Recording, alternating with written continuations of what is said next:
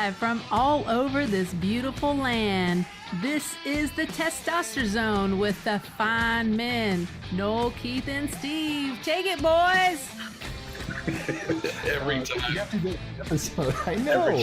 Hey, thanks again to our awesome introducer. What do you call it? That is it introductory person? Yes. We're so glad because again, we're just starting this and we don't even know what we're talking about. So thank you. Right? Right. Awesome. Hey, it's Keith and obviously Noel and Steve. How y'all doing?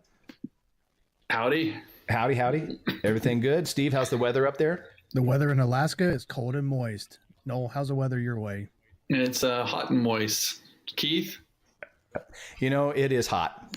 Just hot? Period. That's all. Windy? Yeah, just hot.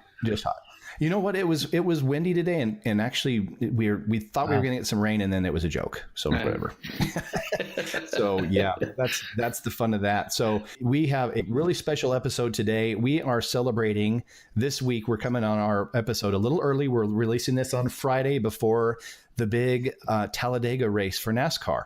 And because of that, and in celebration of that, we are really excited to have a very special guest who has been a friend of mine for I don't know how long. We'll have to figure that one out. But Scott is with us today, and Scott is actually the crew chief of Daniel Suarez's racing team. Is that right, Scott? That is correct. Yes. Welcome, bud. Thanks. Happy to be here. Thank you. And we're real excited to have you on, and we're excited to celebrate your job and the fun racing environment of NASCAR. And I know, Steve and I are both big fans. We like to go watch the races, and we're really excited to have you on and to talk to you about what your thoughts are for the upcoming race in the season. Yeah, definitely. Sounds like a good plan. But first, I think we have something else we have to do that's just as important, and that is our tradition of the teenage word or phrase of the day. And in honor of a big weekend coming up, we don't have just one, but we have two special teenage correspondents. Did I understand that correct? Awesome. We've got two, yes. We've got twofer. That's awesome. So who do we have over here? We have a female correspondent and a dude correspondent. Am I understanding right? That's right. We got one of each. One of each. So tell me, female correspondent, how are you doing? Good. Tell me about what is something that you really like? What's a school subject you really like? Science. What's your favorite part of science? We do astronomy. Ooh. So tell me, you like some sort of certain sport. Refresh my memory. Gymnastics. Oh, that thing. You don't like that at all, do you? Just for our listeners, she is an awesome gymnast, and we're real excited. We really enjoy hearing all of your success, and so we're glad to have you on. So, okay, now your job. We're old and not cool anymore, right? So it's up to you guys to teach us something that's a cool word or phrase that you and your friends use. And we have to understand and learn how to use this. And we're going to use it through the whole podcast. So give us a word or phrase that you think is cool. Skirt. You have to spell that for us. Okay. So Scott, did you already know this? Yes, I know how she uses the word skirt. Yeah. Okay, so you're going to have to teach us, oh great one. Give us a sentence or what this means. Here, you do it. Give him a sentence, or we need help. Yeah, you got to help him out. Well, first, does anyone want to guess what it means? Like I'm thinking like skirting a subject, but I'm sure I'm wrong. I was wrong last week too. Sort of like hard pass. Close. It's kind of close-ish, yeah. Scott, no, Steve, know what you got? Skipping out or like a shortcut? Go ahead. A shortcut, is that what it is? Yeah, we use it in a sentence. So this is a sentence from online, so I don't. From your mind, I love it. Online. Oh, okay, online. Like if you want to say like, if you want to say that this is like say you're out with friends somewhere, or I don't know, yeah, like say you're at a restaurant eating or something like that, and you say, you know what, this is This is boring. Let's skirt. Mm. So it's like, let's get out of here. Yeah. Okay. So Let's kind of like split. okay. All right. Not me neither. And so okay, I usually go first, and I'm gonna let somebody else go first this time. So I got to think. Yeah. Skirt. Who's first? Okay, here we go. One thing I refuse to do is skirt the issue by putting the steak in the microwave. I thought you were going to say skirt steak. I was expecting that. No. I did. Oh man. Okay. What do you got, Noel? You got one? Yeah, me and some friends went to the movies. It was so bad that we decided to skirt. Oh, there you go. That's a good one. Is that it? That's Nice. good. Oh, you're getting feedback. I heard it. I like Okay, that. so I was done with all of my work early today, so I decided to skirt and get home. Yeah. That That was worked. horrible. I think that works. That was terrible, wasn't it? Gosh, this is why I have to cheat and learn these words ahead of time. But that's okay. So okay, well on a scale of 1 to 10, was that at least a 2? Sure. Okay. I'll give you 2 for that. Steve usually gets the sure. Aren't you Yeah. excited that it was me today? Yeah. Okay, that's awesome. So skirt. Okay. So now Awesome. we have a second one, right? So our dude correspondent. How you doing? We have a dude, yeah. Dude correspondent, what's up? Not much. Not much. How are you? Good. Are you like 8 feet tall yet? I'm sure you're going to be as tall as your dad. Sadly, no, I'm only like 5'3". Oh, you'll be there soon. So tell us, oh great one. Tell me your favorite subject in school.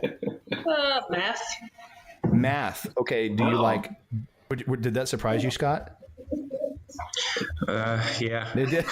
He's a lot better at it than I am. This is coming from an engineer. That's not good. So, hey, so your favorite. So now, what is the thing that you like to do? What sport or activity is your favorite thing to do? Now, I know you're a golfer, aren't you? Yeah, I like to do a couple sports. Okay, tell us. A few of the top ones would be like running, swimming, and golf. Nice. Yeah, I see that. I see your mom and you doing these runs and posting this on Facebook and making me feel like I'm so lazy. Thank you. I'm just kidding. That's impressive. And Scott, you get on that too because I've seen yours too. That's awesome. So Yeah. Okay, so you have a word or phrase for us too. So we have to be smart this episode and learn 2. So we have skirt. What's your word or phrase? Oh, this is probably gonna sound really weird, but it's used at like my school at least. Okay. I don't know about anywhere else, That's but a deal. my word is hundo p. Oh my gosh. I want to hear that Okay, again. I need a spelling or something. I have. I could use this in a sentence right now. Oh my gosh. Okay, Drink a lot of okay, water. dude. You're gonna. Yeah, Have, you may need to say that again. yeah, you're Oh, gonna have to do I need to repeat that and explain? spell it or something. Do I need to spell it? Yeah, whatever. Or Yeah. just say it again. Hundo p.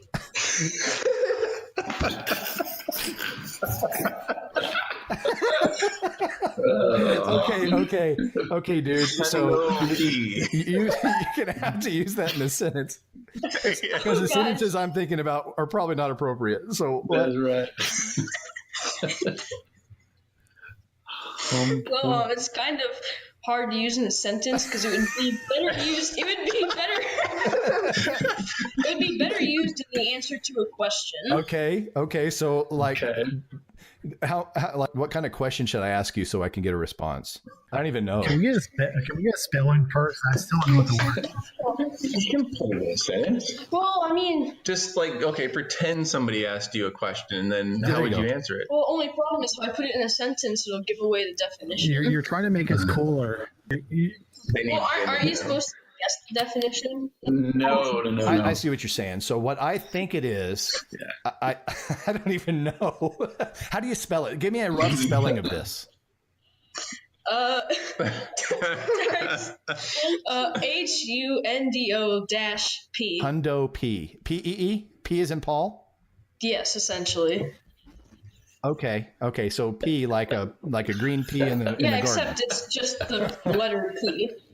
Okay, so Can I go? yes, please do. I'm hurting over here. Please. We're gonna have to pull this car off the road soon because I got a Hundo P brewing.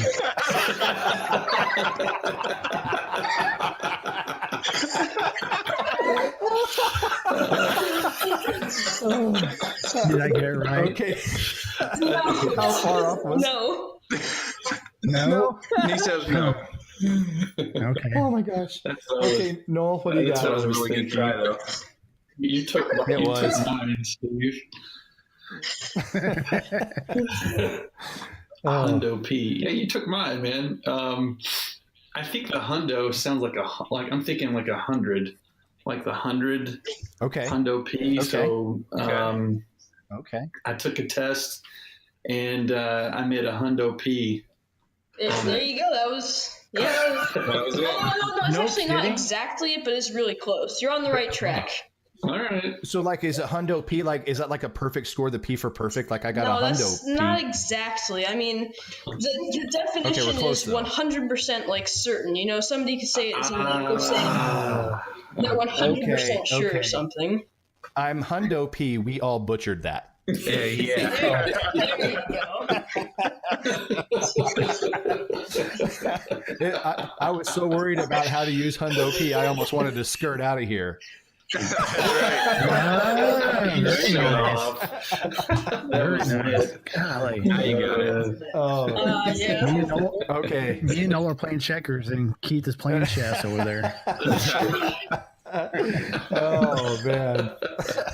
That's awesome. Okay, y'all, that was Hundo good. P. That was good. That Hundo was P good. and skirt. Y'all rule. Okay. Skirt. We're gonna make your dad come back Awesome. on, so you're gonna have to come up with more words later, okay? skirt off to bed. Okay, yeah, skirt out. Oh, Thanks, guys. bedtime for the, We enjoyed bedtime that. for the kiddos. Good night, guys. Thanks for the words. Appreciate it. Good night, guys. That was awesome. Okay, so Hundo P and skirt. We're gonna remember that. I think I can use Hundo P. I'm going to use that. I really feel like that's something I can use. Steve, is that something you'll be able to use? Not for a minute. No. Skirt though, right? He's Hundo. He's 100p. It's not gonna work. Yeah. I just can't take the time to try to explain it after I try to use it. You know, that's part of the fun of it. That's the hard part. Oh my gosh. The kids think I need to use some of these words on the radio during a race. I think that would be awesome. Oh my gosh. Can you imagine all of the fans listening in on the scanners are like, what did he say? Daniel, I'm Hundo P. You need to take a pit. You know. That's awesome. Okay. All right. So, hey, Scott, welcome, man. Thank you so much for taking the time to teach us with your family, and they're awesome. Tell them thanks again. So, tell us a little bit about yourself, about your job. You have one of the coolest jobs in the world. So, tell us all about you. Oh boy, about myself and my job. So yeah, it's I guess probably a lot different than the normal job. With what we do, it's obviously racing. It takes a lot of time, but it's a lot of fun. It's a lot of fun doing it as well. I mean, it's different because it's the routine of the week to week part of it. You know, you finish up one weekend in one race, and you're automatically right into the next week and thinking about what you got to do for that one to get ready for it. And it's it's a year-round thing. Like a lot of people ask, like, what do you do in the off season when you're not racing? Do you go, do you just not work, or what happens? But actually, we're using that time to get ready for the next season. So it really does, as far as, it's a full year-round deal as far as that part of it goes.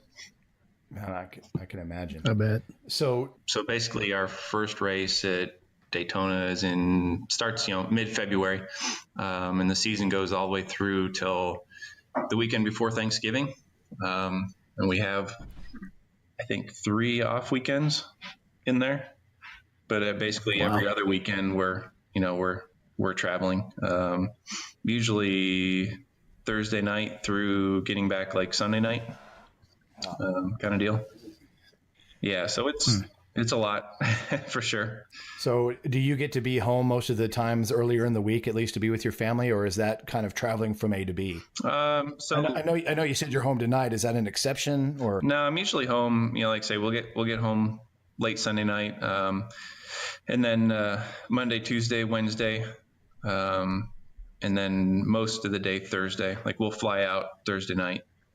So I'll be home, like home Monday through Thursday afternoon, we'll say. That's good. In the office, I still like Monday we have debrief meetings, kind of wrap up the previous weekend, and we have a meeting like with all the drivers. We'll go through and discuss the weekend and what everyone thought of their the car and how the weekend went and that kind of stuff. And then basically Tuesday and Wednesday, that's like getting ready with engineers and the mechanics and everything like that to get everything ready for the upcoming weekend. Gotcha. Scott, I'm sort of curious, thinking back to the time we were in college, I knew your interest in racing. I didn't, I guess, pick up on the fact that you were going to be in NASCAR one of these days, and it's pretty darn cool. And I tell everybody I know when I'm at a race that I know one of the crew chiefs. But I guess how did you get connected with the Gibbs racing team, and how did you, I guess, get your foot in the door in NASCAR? Yeah, it was when I got out of college. I actually was working in the oil and gas industry. I worked for Halliburton in my first job out of school, and I did racing on the side in SCCA. I did it for fun as a hobby myself, and over time it was something that I always wanted to get more involved with that as a career rather than just a hobby. To working at the job that I had, at the time, stuff in industry, it just wasn't, I guess, as fun for me, or I was always thinking there was something else. So I had some relatives that were out here on the racing side. And I would talk to them a lot and ask them questions and ask them if they knew, what kind of opportunities were out here. And I don't know, it was after a few years of that kind of back and forth. One of them said, all right, well, he was actually a crew chief for one of the truck teams. And he said he needed an engineer if I was really that interested in it. So at the time, my wife, Dana, and I, we were living in Fort Worth.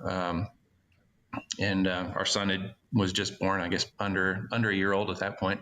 And we ended up selling the house and left the job that I had there. And we moved out to Virginia at the time to take a job. Wow. And happy belated anniversary, by the way. I can't believe it's already, golly, it seems like just yesterday. Happy belated anniversary to y'all.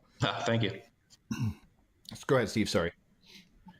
So, every time I watch a race, I usually show Joe Gibbs on the TV at some point. And do you ever look at that guy and say, how did you get here, Joe? You won a Super Bowl. Yeah, I just think it's sort of crazy that he made that transition from a Super Bowl champion coach to major success in NASCAR. Yeah, it was something that they wanted to do as a family, basically. For his kids, I believed that he wanted to have something that they could have as kind of a family business, something that they could do that was in sports. They really were big fans of racing. Like Coach is I think he's always been a car fan and into racing and that side of it. So that was something that they wanted to do, and started off just taking the risk to build it up on their own and make it happen. And obviously been really successful with it. Absolutely has. Yeah, that's cool. That is cool. So tell us a little bit about, how from starting off, you're obviously in the Sunday races now, but weren't you in the truck circuit at one point? Yeah. And okay. So take us through how that progression has happened over the years to get you into the big main Sunday event. Yeah, actually, I started off in the truck series, like you said, and it was a really small truck team out of Martinsville, Virginia, and I was with them for about a year. And that's when I was really questioning if I had done the right thing or not, because with a really small team like that, I mean, it was kind of crazy. Just, you would drive to every race. There was one time we had to work 24 hours straight to get a car or to get a truck ready for an upcoming race. Wow. I remember at one point partway through that year, just really questioning what I had done there, but, made it through that year. And, at the end of that year, I actually was able to get a job at Roush Fenway, with one of their truck teams. And that's actually where I'd spent about 10 years of my career with them. Through the trucks, I went into Cup Series with them, worked in the Xfinity Series with them. And actually the last year I was there, we won the Xfinity Series championship with Chris Buescher. I remember that. That was awesome. Yeah. Yep. Wow. Yep. And then at the end of that year, it was kind of there wasn't a clear plan for what was up next. What spot they had for me or what was going to happen. Even with Chris, they didn't really have a clear plan lined up. So kind of blows your mind, doesn't it? What's that? It kind of blows your mind. I mean, yeah, it was a tough spot for sure. And wasn't really sure what to do with myself at that point. So, obviously needed to take care of the family first and look at what other opportunities were out there. And, great opportunity came up with Gibbs, obviously to work with Daniel on the Xfinity side there. And was lucky enough to fall into a really good situation there. And we were able to win Xfinity Series championship on that side. With Daniel the first year I was there. Yeah. And then, from there, obviously it was kind of crazy. He got moved up when, Carl Edwards, he ended up basically retiring at the end of that year. It was the end of 2016. It was kind of an unexpected deal, and he just was pretty much done. And so they called Daniel up and put him in that car. And then I guess it was about 5 races into it. I ended up moving up to work with him there as a crew chief. That's awesome. So, Scott, as you prepare for a race, do y'all have other race teams that are like your nemesis? You're like, if we don't win this race, we'll make sure we at least beat this driver or this team. Do y'all have that? No, there's a good rivalry between, teams and everybody, but I don't think there's anybody that we all say, oh, I don't want to see them win or anything like that. There's there's a good rivalry between teams, but it's also a pretty close, relationship with everybody within the garage. Everybody knows everybody else, and it's kind of a tight group as far as that goes. Yeah, absolutely. I think that's one of the things that impresses me about NASCAR is you guys, you're right. They don't have the bitterness. Sometimes there is a little flare up here and there, but there is a mutual respect among racers, I think, and among the teams. And it's evident, and again, Scott, thank you for letting me join you at Texas Motor Speedway last year. I really appreciated that. And that was really where I got to see that, everybody has that they're all in that team together, saying that kind of all in this together, and we want to make sure that we lift the sport as a good classy organization, and I really was impressed by that. Yeah, absolutely. That's important to all of us, obviously, with to keep the sport alive and healthy, and you always want to put that good your best foot forward and try to put on the best show, and like I say, everyone in the garage I think gets along really well. You probably see more of if you see the rivalries, it might be more between the drivers themselves. Yeah. As they as things get heated on track or whatever, and they'll get mad at each other in those situations, and you see some of the the rivalries come up. But like I said, it's more between the drivers. I believe that. I think you have to have that edge if you're going to compete, you know? Oh yeah. I mean, the competitive side of it, it's it's pretty crazy when you think about what they're doing out there, and you think about how you get a little bit of road rage going down the highway sometimes, but imagine if you're going at that speed and on the edge, and you think somebody cut you off or tried to run into you intentionally or whatever, you'd probably get pretty mad about it. I'm assuming you've ridden in the cars with the drivers and stuff, or have you ever driven one of the cars by yourself? No, I'd love to. Yeah, I'd love to, but no, we don't get to do that. Have they ever taken you for a ride? I have not. No, I've never been in one of the cars. I've been around the tracks and passenger cars with with different drivers driving, but I've never actually been in one of the race cars going around track with them. I bet it'd be scary. Good grief, man! Those guys go, 185 miles an hour. I mean, it just looks awesome, but scary. yeah. Especially with the banking and trying to look through the upper corner of the window to see where you're going around the corner and stuff like that. It's intense. Yeah, it's got to be tough. Yeah. No, I'm not sure if you've ever been to a race or not, but golly, there's nothing better than when a race first starts and the engines just start roaring, just feel that power out there, man. That's that's got to be a big part of why Scott enjoys it so much. Is just it's a rush. It's a rush. It really is.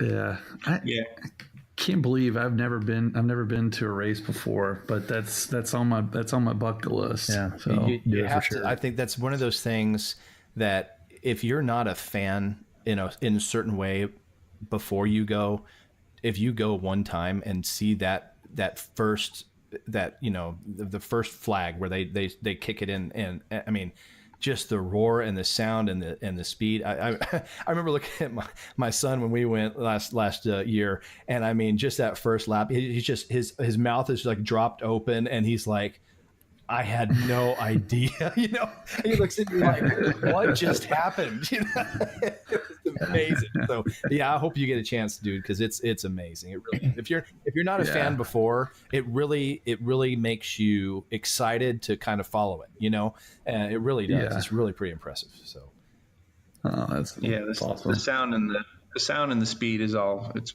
pretty cool part of the experience, and to be part of it as a team and the competitive side of it, and like trying to get through a race and be one of the top finishers, with all the different things that go on and happen through a race, and that part of it, that whole strategy part of it too, I really enjoy that part. No doubt. So Scott, I'm curious, what Daniel Suarez is in his second year, correct? Yeah, and the Cup side, this is his second year. So, I guess the relationship between you and him, are you just a guy that prepares the car? Are you a mentor, a coach for him? Sort of, what's y'all's relationship like? Yeah, it's a little bit of, there's a lot of things that go into it. Definitely have to, at this point, where he is in his career, have to help a lot with, like you say, the mentoring part of it, or just working with him on, looking at data and trying to figure out how he compares to the other drivers, or, in his driving style and what he's doing. And just try to work through a lot of things like that. The senior guys that have been doing it for a while, they go to a track and they know what the car should feel like to them. They know what they're looking for, everything to do, and how, basically how they want it to feel. And they can give a lot of feedback to the team on how to get there. And with the younger guys, they go to a track and, first time or the second time or even the third time, and they don't necessarily have that feel yet. So you really got to pull hard off past notes and what the other teams are doing, different things like that, to try to give them the direction that, here's where we think you need to be for the race. And, a lot of times early on, you don't hit it right. And, you learn through that weekend, and you get your notebook built for the next time you do come back, that if it was off, which way you were off, and you try a little bit different approach the next time you go back. Yeah. Wow. What are some of I'm sure you all have your favorite tracks. What are some of your favorites, and what are them that are like, oh my gosh, we really have to mentally prepare for these? I'm sure you've got both. Each one of them has a personality. Oh yeah, definitely. I mean, for me personally, I like the road courses. I like Watkins Glen a lot. It's a neat track, a really neat environment there. It's cool for me because it's not far from where I grew up as a kid. You know, when I was being born in central New York. So I like that. And then there's a few other tracks. I like Dover a lot. I like Bristol. They're neat places as well. It's changed for me a little bit in the last couple of years, where I really used to like a lot of the repaved tracks that we would go to, like Michigan and Kansas and things like that, because you could do a lot of different things strategy wise with where the cars were a few years ago. But as like NASCAR has kind of changed the rules and the cars have changed and what we can do with them over the last few years, I'm actually liking, for some reason this year, I'm actually liking like short tracks, Martinsville type tracks, things like that this year. The racing seems to be pretty good on those right now. Yeah. Is there a track that you go to, you're like, man, no matter what, our car's going to get torn up here just because of the type of track it is or whatever? Yeah, that'd be this weekend. Yeah. I mean, you got a pretty high chance of it at speedways. And then the short tracks, I mean, Martinsville, you're going to have some damage to the car. Usually it's still running and you're still able to drive and everything, but the fenders will be beat off it and the sides will be beat up, that kind of thing. But the Talladega, Daytona wrecks, you're not always going to drive away from those. They're pretty high impact, that's for sure. Yeah. Talladega is so stressful just to watch as a fan. I can't imagine the frustration of preparing for a race like that and just hoping that first of all your driver is going to be safe, but then we finish the race. Yeah. Can't imagine that.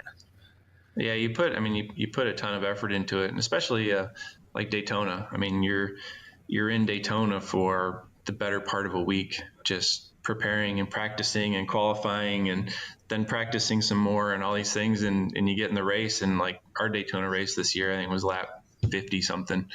We were wrecked in the garage and cutting sheet metal off so we could load it back in the hauler to go home. So yeah, it gets to be frustrating when you put all that effort into it and you don't finish the race. But then there's a lot of times that it pays off and you end up coming out of them clean and with a really good finish too. So it's hopefully we've had our stretch of a couple of them where we had some wrecks and we can come out of this one and on the good end of it. Yeah. What's your thoughts for our listeners? We've got Talladega coming up this weekend. What's your thoughts on this weekend? Excited about it. Even though it is a Talladega, potential for wrecking is high, but last fall at Talladega, we were leading the race with like 5 or 6 laps to go, and had a really good shot at actually getting our first win there. So excited about going back to that one because he does do a really good job on the speedways. It's just a matter of coming out of them clean and avoiding all the early wrecks. But we've talked about it a lot, trying to work on a game plan of how to get through the race and stay clean with everything and be there at the end. So, like I say, hopefully we can make it happen. Scott, what kind of it's a pretty physically demanding job for the drivers. What kind of physical training and stuff like that do they have to go through to be a driver? They have to stay in shape and stuff. Yeah, it certainly helps. I think there are some that that can get away without doing a lot, but most of them these days, most of your better drivers are on doing some kind of an exercise plan, whether they've got a personal trainer that's helping them work out throughout the week, or like Daniel, he works out at the exercise. We've got a really nice exercise facility at work, and he's there with the trainers a couple days a week, just going through his routine there. And then he'll ride bikes a lot too. It's kind of cool at Gibbs. We've got a pretty big group of guys that ride bikes just for fun. and we'll go out. You're a big bike rider too. Yeah, I mean, I've started it since I've been here. I've gotten back to riding the bike a lot. But yeah, the guys, we'll go out at lunch and do like a 15 or 20 mile ride at lunch, and Daniel comes out and does that with us, which is kind of cool. I mean, he hangs out with all the guys and in the shop and everything, and it's good for them to see him out there doing that, and he enjoys doing it as well. So he definitely works out a lot, and tries to stay in shape, knowing that's an important part of what he does. Well, I remember he is a pretty good team sport, it seems like. I remember seeing, I think, a couple of tweets that he put out, even that I think he cooked some dinner, like his family tradition dinner, for some of the crew and everything, if I remember right. His mom, when she visits. That's right. When she visits, she's a really good cook. And she made a huge batch of tamales for us and brought them by the shop so we could all have some. We like it. We like it when his mom visits. That's a good team mom to have right there, I'm telling you. Yeah. That's awesome. So have you ever noticed that Daniel looks a lot like the guy that plays the new Spider-Man? Next time you look at both of them, it kind of is uncanny. I'm just throwing it out there. I'm gonna have to I don't know that I've seen the new Spider-Man. I'm gonna have to go look now. I was looking at pictures of both of them the other day. I'm like, they look like each other. It's really funny. So anyway, that's kind of cool. Yeah. So you put a spider web on the cover of your car or something. Get a new sponsor from Marvel. I don't know. There you go. That'd be cool. Oh man, listen, we really appreciate you being on. What's the thoughts for the rest of the season? What's your goal? What's our goal? I mean, this year, the second year, we really want to be able to make the chase by the end of the year. So had a bit of a rough start to the season with some of our finishes, and we're on the outside of that right now, but we've got time here to recover and get back in it. So that's really our goal, is to get back to that point. Good. Well, we wish you the best of luck. I hope it's a great rest of the season for y'all, and really appreciate you coming and visiting with us. Miss you, buddy. I'm glad we got to visit again, and again, it was great to see you last year. I hope we don't take another so long to hang out again. Yeah. So you need to come back to another one. I plan on it. We hope to be there at least at Texas Motor next time, and hopefully, I want to see some of the other tracks too. So I'm hoping that we can get a chance to do that. Yeah, we need to go to Vegas. Yeah, Vegas is fun. Meet up out there sometime. Well, so our listeners, right? Mark, that was on the Zim and Vigor episode. Mark and Scott and I are friends from way back, and so we've been talking about doing that since he can get down to Vegas pretty easy too. So that's definitely a goal of ours. We hope we get to do that. When is that race? The next, we have one. I think it's in September. Okay. It's in the Chase this year. The first time they've actually had two races in Vegas in a year. It used to be just the one in March that we had. Yeah, because that just happened. Okay, well that's good. Yeah. Good. Yeah. Well, we'll hopefully we can plan something. That'd be a blast. Yeah. You could record Testosterone live at one of the races. That's great, but probably not during the race. Nobody would hear us. Yeah. So, man, that's awesome. So, one of the things I wanted to ask you is, do you like stage? Do you like to watch acting? Do I like to watch acting? Yeah. Do you watch music theater or plays or anything? Yeah. Actually, we went and saw Phantom of the Opera this year. Do you know why people say break a leg when you go on stage? No. Because every play has to have a cast. There you go. Yes. This is the joke part. This is. The joke part. We're right in the joke part. We've been stalling for you, Scott. Did you find one? Did you Google anything? No, I didn't. Yeah. Oh, God. That's fine. Just focus on the race. That's fine. You stole Steve's joke. I did. Hey, what do tornadoes and a redneck divorce have in common? What do tornadoes and a redneck divorce? Redneck divorce. That's hard to say. I don't know. Somebody's going to lose a trailer.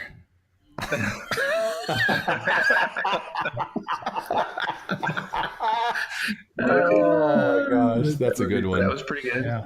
Yeah. Did you guys hear about the cheese factory that exploded in France? The cheese factory that exploded in France.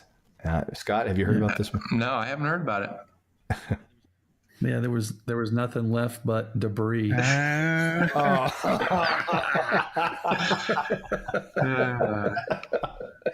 That's painful. Yeah, right. That's supposed to be. One more. Why do seagulls fly over the sea? Seagulls fly over the sea. Mm-hmm. Oh, wow. Why? Because if they flew over a bay, they would be bagels.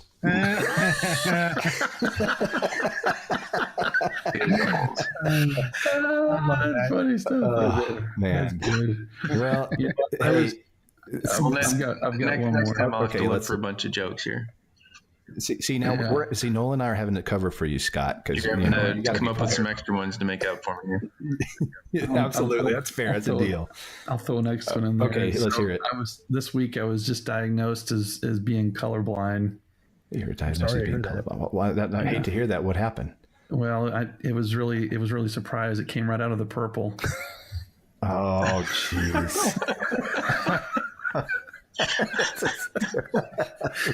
Hey, that was it fast. worse.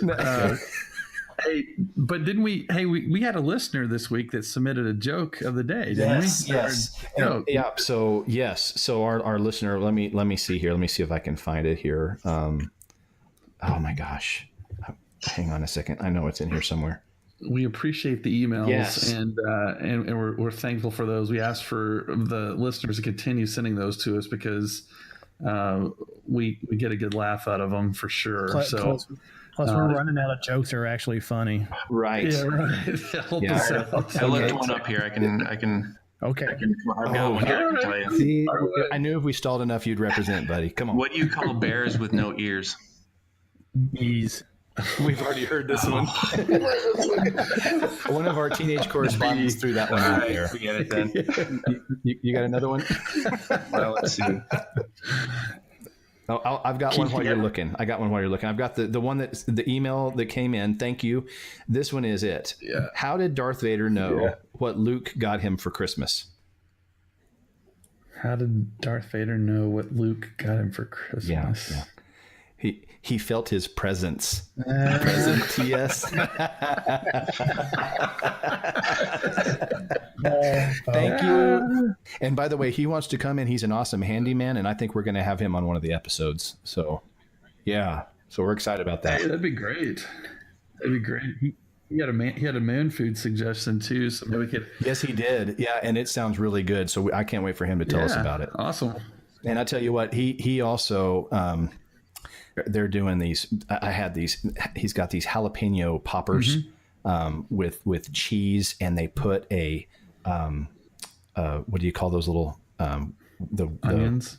What do you call it? The little smokies, the little smoky wieners. Oh, the like Vienna sausage kind of thing, or the little smoky sausages bore out the jalapeno and stick it in there, wrap it with cheese and bacon. Amazing. Wow. So pretty darn good. So anyway, okay, we've stalled. You got one. Oh, you stalled. Yeah, you ready? Oh, you waiting on me again? Yeah, I'm waiting on you. No pressure. Let's see. What is red and smells like blue paint? Red paint. Scott, you're on the same website. Yeah. Okay, never mind. Oh my gosh, that's okay. We appreciate you trying. Unfortunately, we used that website earlier, so.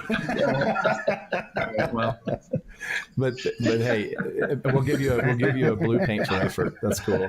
Thanks. Hey, Scott, thanks for being on. I appreciate you. Yeah, thanks. It's good to talk to you, man. Yeah, and good luck the rest of the season. And would you mind if we checked in with you from time to time and you give us an update on how it's going? Sure, yeah. Okay, awesome. Well, all right, Noel, Steve, why don't you send us off? I think it's time to skirt, boys. Sounds good. Until next time. I'm a Honda P ready to be done with this. Thanks for listening to the Testosterone. We appreciate you, and thank you again, Scott. Yep, thanks. Bye-bye. Take care, everybody. Hey, thanks again for listening to the Testosterone. We sure had a blast visiting with you. If you enjoyed this, don't forget to subscribe, leave us some feedback, and don't forget to follow us on Twitter and Instagram. All Testosterone podcast episodes are written and produced by Noel, Keith, and Steve unless otherwise noted. The opinions expressed in the Testosterone podcast are our own and not those of our employers, families, parents, kids, dogs, cats, your mom, or any other entity Noel, Keith, or Steve are affiliated with now, in the past, or in the future, or ever.